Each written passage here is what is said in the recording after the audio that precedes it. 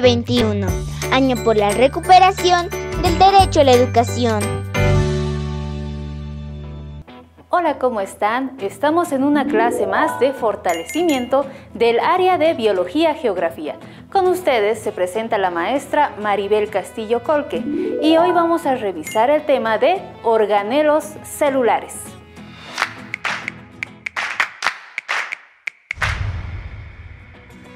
Bien, una pregunta fundamental en biología es: ¿qué significa estar vivos?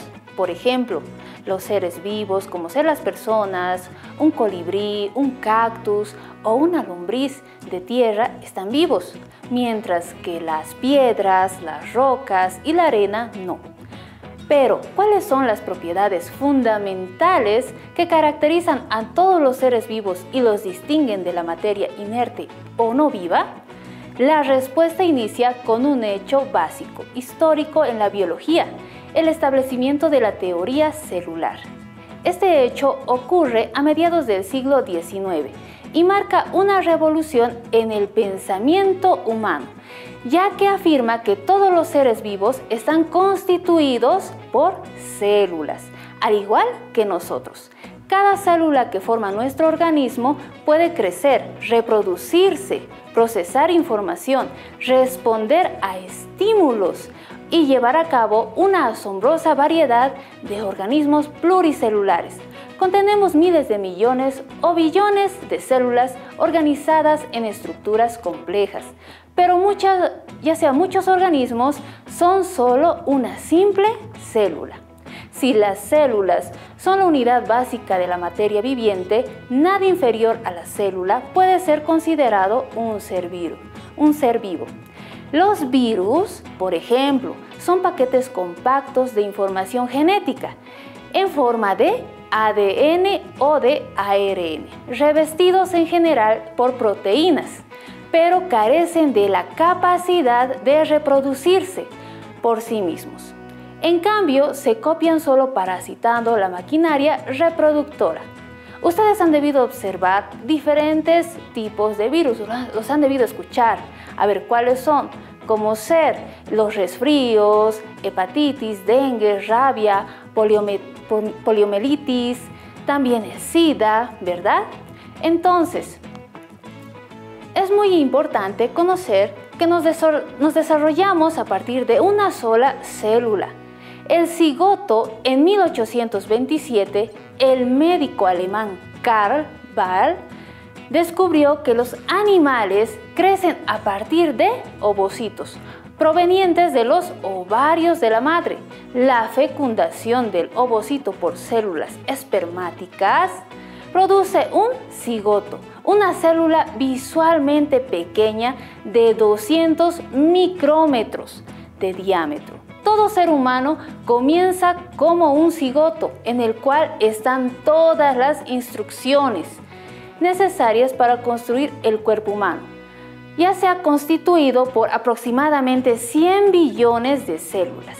Bien, ahora, la continua proliferación celular y luego de diferenciación en distintos tipos de células dan lugar a cada tejido de nuestro cuerpo.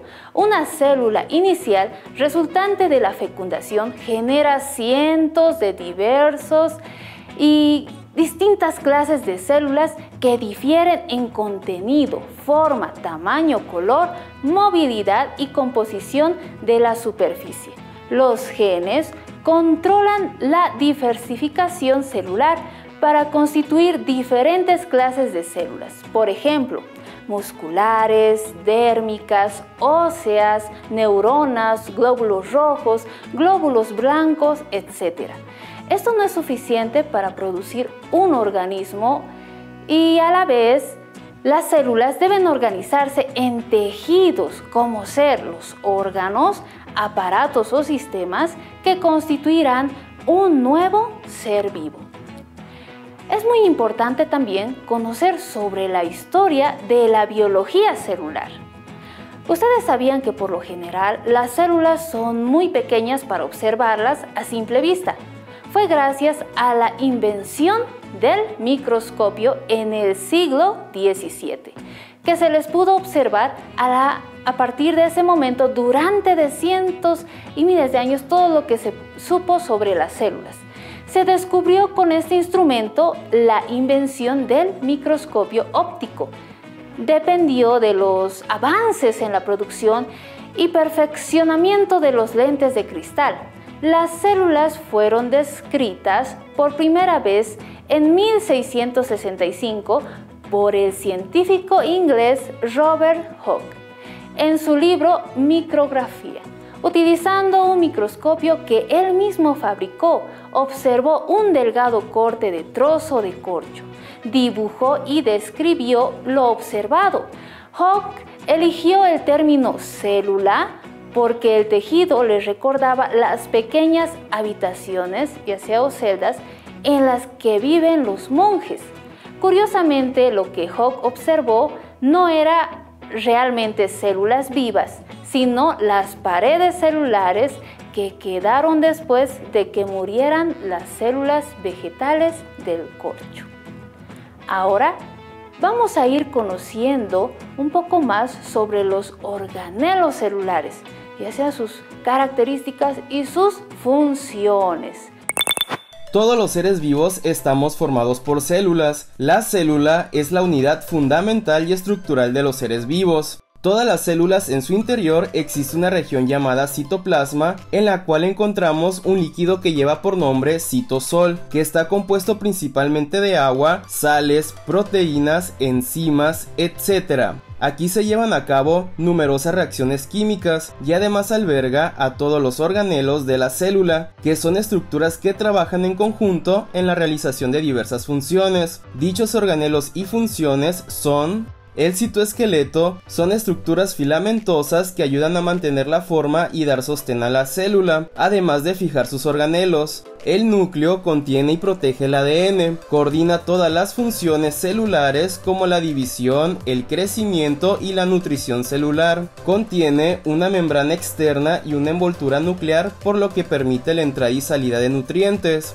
El nucleolo se ubica dentro del núcleo. Su principal componente es el ARN. Aquí se producen los ribosomas. Los ribosomas están hechos de ARN y proteínas. Determinan cómo se acomodan los aminoácidos para la formación de proteínas. Los encontramos unidos al retículo endoplásmico rugoso y en toda la célula. El retículo endoplásmico rugoso se encuentra rodeando al núcleo y está estrechamente unido a su membrana externa. Se llama rugoso debido a la presencia de ribosomas a su alrededor que le da esa apariencia. En este lugar se producen las proteínas. El retículo endoplásmico liso es una prolongación del retículo endoplásmico rugoso. Su aspecto es liso debido a la ausencia de ribosomas. Su función es la producción de lípidos, carbohidratos y la reducción de sustancias nocivas para la célula. Las vesículas son pequeños sacos que almacenan y transportan sustancias dentro de la célula. El aparato de Golgi son una serie de membranas planas que se encargan de modificar proteínas y lípidos que han sido elaborados en el retículo endoplásmico rugoso. Los empaca y envía dentro y fuera de la célula. Además fabrica lisosomas. Los lisosomas se encargan de fabricar enzimas para destruir organelos, proteínas, sustancias biológicas deterioradas o que ya no se necesitan. Además, sus enzimas pueden eliminar agentes patógenos que ingresan a las células evitando que nos enfermemos. Los peroxisomas degradan ácidos grasos y eliminan sustancias tóxicas en las células. La mitocondria es el organelo encargado de la producción de la energía celular. Las vacuolas pueden desempeñar funciones como la de almacenamiento de diversas sustancias y la eliminación de materiales de desecho. Los centriolos los encontramos únicamente en la célula animal y son estructuras cilíndricas que ayudan en el proceso de división celular. Y por último, los cloroplastos son los organelos que encontramos únicamente en las células vegetales. Aquí se lleva a cabo el proceso de fotosíntesis y en su interior se encuentran distintos pigmentos como la clorofila y carotenoides encargados de absorber la luz. El citoplasma es el fluido gelatinoso que llena el interior de una célula delimitada por la membrana celular. Está compuesto por agua, sales y otras moléculas orgánicas. Su función es albergar los organelos celulares, contribuir al movimiento de estos componentes y albergar el desarrollo de diversos procesos metabólicos. El citoesqueleto o esqueleto del citoplasma es un armazón formado por una densa red de fibras de proteínas que proporciona a las células resistencia mecánica y soporte importante para mantener la forma, capacidad para moverse, transportar materiales dentro de la célula y el movimiento de organelos. Por lo tanto, el citoesqueleto se compara con frecuencia con los huesos y los músculos de un animal. El núcleo. Debido al tamaño del núcleo, el más grande de los organelos y en que la mayoría de las células se encuentra ubicado en una posición relativamente fija, próxima al centro de la célula. Algunos de los primeros investigadores supusieron mucho antes de que se dispusiera de evidencia experimentales que el núcleo funcionaba como centro de control. El nucleolo. La mayoría de los núcleos poseen una o más estructuras compactas denominadas nucleolos. Los nucleolos pueden llegar a representar un 25% del volumen total nuclear. Un nucleolo es una región oscura de la cromatina, donde el ARN ribosomal es sintetizado y las subunidades de los ribosomas son ensambladas. Los ribosomas son la maquinaria celular donde se sintetizan las proteínas. Un ribosoma es un gran complejo macromolecular compuesto por más de 50 proteínas diferentes. En ahí están las proteínas ribosómicas y también varias moléculas de ARN, denominadas ARN ribosómicas. Los ribosomas miden entre 15 y 30 nanómetros. Bien, el retículo endoplásmico rugoso. El término rugoso se refiere a la apariencia de este organelo en las micrografías electrónicas. La rugosidad resulta de la presencia de ribosomas adheridos, los cuales se observan como gránulos oscuros sobre la superficie externa del retículo endoplásmico rugoso. El retículo endoplásmico liso se refiere a las regiones del retículo endoplasmático que no tienen ribosomas adheridos a su membrana, por lo que presenta una apariencia lisa. Las encinas de las membranas del retículo liso catalizan la síntesis de muchos lípidos, como ser fosfolípidos y colesterol. Las vesículas. Su función es almacenar, transportar o digieren productos y residuos celulares. Son una herramienta fundamental de la célula para la organización del metabolismo. Se pueden encontrar en las células eucariotas, tanto en animal y vegetal.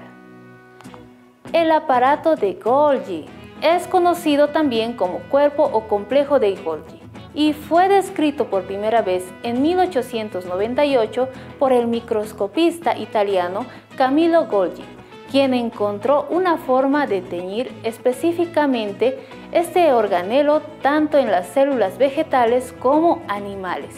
El microscopio electrónico ha revelado que el aparato de Golgi está constituido por una serie de pilas de sacos membranosos aplanados. Los lisosomas son pequeños sacos membranosos que contienen enzimas digestivas responsables de degradar ciertos compuestos que se han tornado obsoletos para la célula o el organismo. Los lisosomas se encuentran dispersos en el citoplasma de la mayoría de las células, tanto en animales, siendo exclusivo de estas células. Estos organelos varían en tamaño y forma. Los peroxisomas deben su nombre a que las primeras enzimas que se descubrieron en su interior fueron las peroxidasas. aunque pueden contener más de 50 enzimas diferentes. Los tipos de enzimas presentes y su concentración varían dependiendo del tipo celular y del estado fisiológico de la célula. Los peroxisomas participan en una variedad sorprendente de reacciones metabólicas. Las mitocondrias son organelos complejos, altamente especializados en la producción de energía. Es en ellas donde se produce la mayor parte del ATP celular.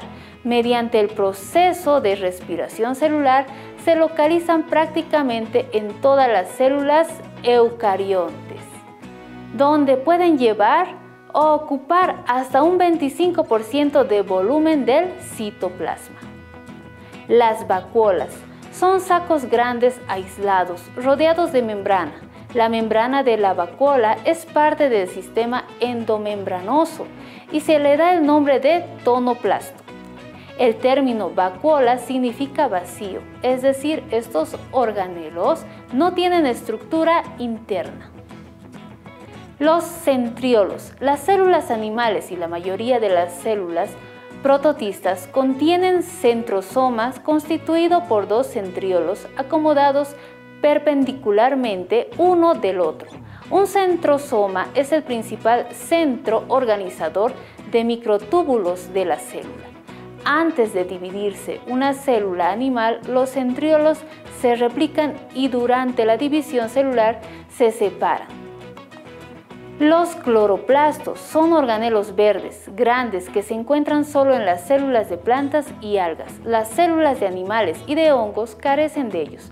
Presentan una estructura compleja, ya que además de las membranas que los rodean, poseen membranas internas apiladas que contienen el pigmento verde de clorofila. Los lisosomas son estructuras membranosas que se hallan presentes en todas las células de los animales y se originan en el aparato de Golgi. Estas contienen en su interior enzimas hidrolíticas, las cuales se encargan de dirigir material que se encuentra dentro y fuera de la célula. El tamaño de los lisosomas es entre 0.1 y 1.2 micrómetros y presenta una estructura esférica. Primero lipasas que dirigen sustancias líquidas, luego glucosidasas que descomponen y dirigen carbohidratos, proteasas que dirigen proteínas y por último nucleasas que se encargan de los ácidos nucleicos. La función de los lisosomas en la célula es ayudarla a dirigir sustancias externas, metabolizan grasas, proteínas y ácidos nucleicos y por último los lisosomas actúan como mecanismo de defensa cuando la célula es atacada por bacterias. Las vacuolas son orgánulos esféricos unidos a la membrana. Estas pueden encontrarse tanto en las células animales como en las células vegetales. Su tamaño varía con la especie y el tipo de célula en la que se encuentran. También pueden hacer distintos tipos de funciones según en la célula en la que estén. Dentro de las distintas funciones que puede cumplir las vacuolas se encuentran el almacenamiento de sustancias energéticas o de iones, la participación en el secuestro de compuestos tóxicos, el transporte y el almacenamiento de sustancias como ácidos orgánicos. Después trabajan en la defensa de las células frente a patógenos. En la levadura específicamente cumple la misma función que cumplen los lisosomas en la célula animal. Las vacuolas en la célula animal se encuentran en el citoplasma rodeadas por una membrana. Son generalmente de menor tamaño y su función es retener los desechos y eliminar los residuos. En la célula vegetal, la vacuola ocupa un 90% de la célula y su membrana tiene el nombre de tonoplasto. Esta crece al mismo tiempo que la célula. Su función es almacenar el agua y encargarse de mantener el equilibrio hídrico.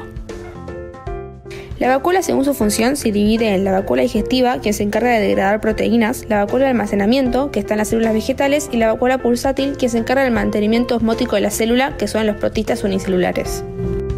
Las vesículas son pequeños sacos de membrana en el citoplasma de forma esférica. Estas se encuentran separadas del citoplasma por una bicapa lipídica. Se encuentran en los dos tipos de célula y generalmente se forman en el aparato de Golgi, pero también puede ser en el retículo endoplasmático rugoso o a partir de las partes de la membrana plasmática. Función de las vesículas. Las vesículas son fundamentales para el metabolismo celular. Estas almacenan, transportan y digieren productos y residuos celulares. Existen distintos tipos de vesículas según su función. Las dos principales son la de secreción y la de transporte. La vesícula de transporte se encuentran en los organismos pluricelulares. Las células se comunican a través de un lenguaje molecular. Las vesículas son las encargadas de transportar estas moléculas hacia el exterior o interior de la célula. Existen dos procesos de transporte en donde las vesículas forman parte: la exocitosis y la endocitosis. La exocitosis ocurre cuando la vesícula se fusiona con la membrana plasmática y expulsa hacia el exterior distintos desechos. En cambio, la endocitosis es el material que ingresa a la célula produciendo una vesícula que encierra dicha sustancia. Por otro lado, también se encuentran la vesícula de secreción.